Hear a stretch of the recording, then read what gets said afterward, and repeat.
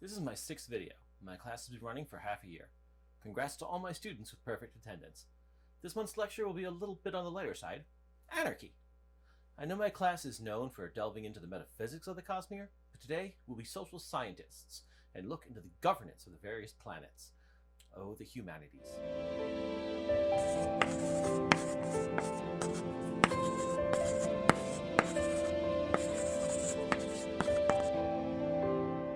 This video will contain spoilers for the entire Cosmere. I've read all canon works, and one pattern emerged. Brandon does not like ending his books with a stable government. At the end of almost every Cosmere novel, some sort of governmental collapse occurs. Let me be clear, I don't mean series, I mean literally every individual book, even when you count novellas and short stories. Granted, there are some cases that are gray areas, Awakener joke, but there are vanishingly few works where you can't make the case at all that the story doesn't end with some monumental shift in the ruling body of at least one major nation. I'll go through the books planet by planet and sort them all into there was government upheaval or there was not. Spoiler alert, it is not going to be an even contest. With Elantris, right out of the gate with his very first published novel, Brandon makes his phobia of stable governments crystal clear.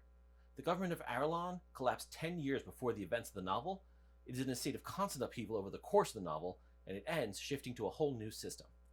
The damage is not restricted to Arelon. The Duladel Republic collapsed a few years back, which is a huge plot point, and the world has steadily been coming under the sway of the Fjordell Empire. I'm going to say the hope of Elantris falls under the Penumbra as an addendum to Elantris itself, because it ends with the same upheaval event. While we're on Cell, let's go north to the Rose Empire. Emperor's Soul is one of the more subtle ones, but technically the government did suffer a revolution. Azuravan is no longer the emperor. A simulacrum has been left in his place, one specifically coded to bring about certain changes. Now, let's move over to Scadrial. The Final Empire. I assume I don't need to go into how the ending of that book was an upheaval. Even the Well of Ascension, admittedly, the whole human world remains in a state of flux from the last novel, but still, the book ends with Elend giving up his idealistic ways and forging the new empire. Then Hero of Ages is the same as Final Empire with bells on. Moving on to Era 2, we have our first entry into the list of does not end in a government upheaval.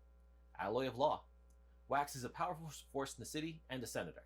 The Set is a shadowy organization planning to overthrow the government, but those plans are not put into motion for now, and even with some significant changes, Elendel chugs along mostly as it has been. And now let's swing wildly back for Shadows of Self, which ends with a citywide riot, and the only reason the whole place doesn't burn to the ground is because they elect their first commoner governor. The core system still exists, and as we see it eventually reverts, mostly, but still it's a huge change to the leadership of the Elendel hegemony.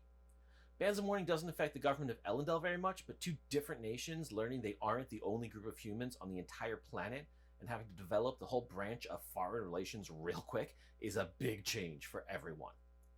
The Lost Metal is a bit of a corner case, but I'm still putting it under the upheaval column. Most of the government has been publicly humiliated and fired. The governor himself has taken a whole new tack. Steris and Marasi both take up important governmental positions, and Marasi at least is aimed to be governor herself. The Set on autonomy tried to take over and or destroy the world, and their plots being brought to light and dismantled will have huge ripple effects, including bringing down all government officials in their pocket, like the mayor of Bilming. And the hostile foreign power just got the power of God. It's not as complete a collapse as most books, but still non-trivial. To round out the last bits of Scadrial before I move on, I'm grandfathering in Mistborn's Secret History for the same reason as Hope of Elantris. It ends with the same events as Hero of Ages, so I'm just lumping those two together. That lets us put 11th Metal and Alamancer Jack in the Pits of Altania in the not government upheaval column.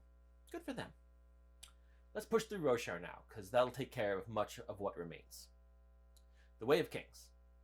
Some might disagree, but I'm putting this in the overthrow column. Dalinar takes de facto control of the most powerful nation in the world and institutes the policy of High Princes having different responsibilities. Words of Radiance ends with Kholinar being lost to riots and besieged by the forces of the Void, effectively losing the country even if the Alethi don't learn of this for a while, and the initial founding of the Kingdom of Erithiru in the modern age. This is where Lost Tales fits in. I'm putting all three as no's. The Chasm Friends Get a Pet is a metatextual fiction and doesn't describe events in the real world at all.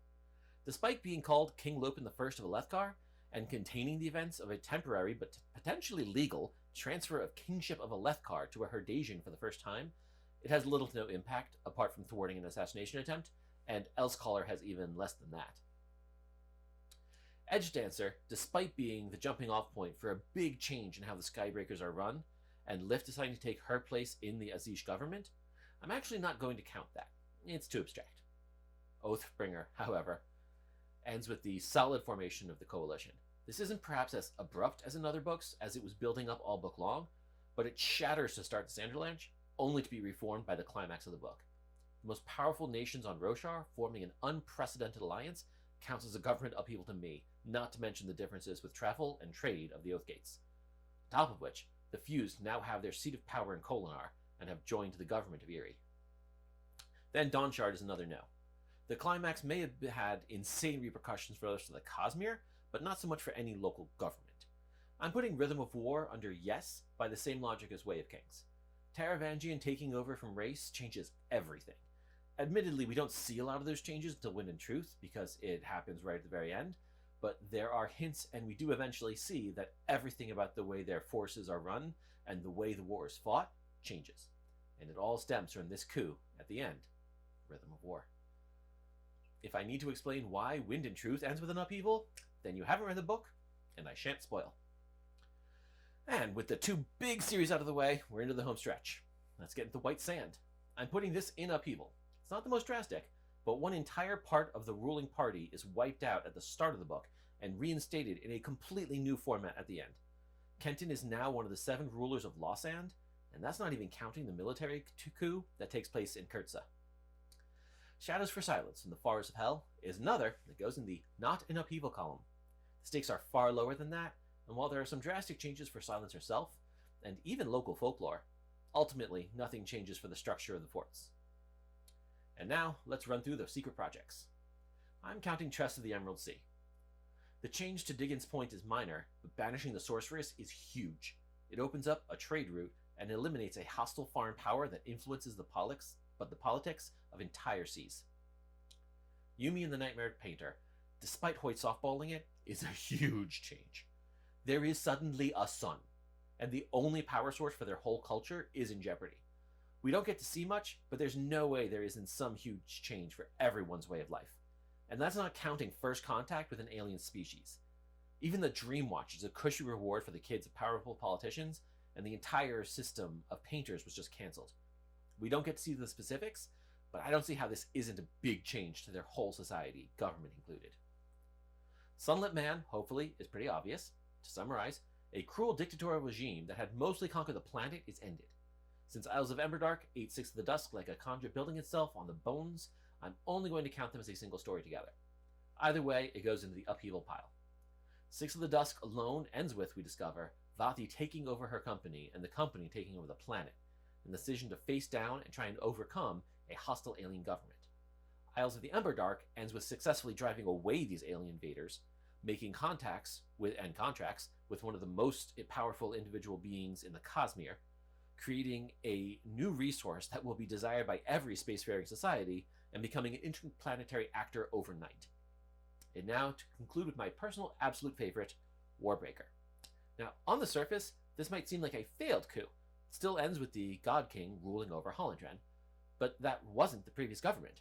Susebron was a figurehead leader who didn't know most of what went on in his own nation, let alone have any say in it. Now suddenly he's in charge, even to the extent of he has sole command of a new military that just wiped out his own nation's previous one. I'd just like to imagine the news spreading the next day. Hey, did you hear? Our entire government's been overthrown. Really? Who's in charge now? The God King. Wasn't he in charge yesterday? Apparently not. And the results are 21 books which end with some sort of revolution, compared to 9 which don't. And of those 9, we're counting a children's picture book, 4 short stories, 3 novellas. I think the consensus is in. Someone needs to talk to Brandon and figure out why he hates stable government so much. My next video will be coming out just days before JordanCon, so I hope you're all excited. Your homework is to comment on this video with questions you want me to ask Brandon if I get the chance. Class dismissed.